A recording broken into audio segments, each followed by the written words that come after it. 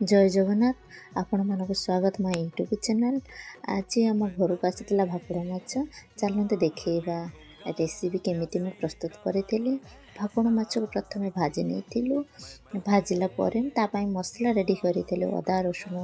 पियाज आ गोटे कंचा लंका देकी एक्चुअली ये लंका कहीं खाती ना से छोट कंचा लंका देती आम सेम तेल रे गोटा जीरा और तेजपत्र छाड़ी देती तापर से बटा होता मसला देती तापर गुंड मसला देती सेटा रोचे लंका गुंड हलदी गुंड जीरा गुंड गरम मसला धनिया गुंड देती सेटा टिके हो गला कषा कषी हो गला 5 मिनिट पर मुझे देखिपे आपण तापर मुझे पानी अल्प पानी फुटीगला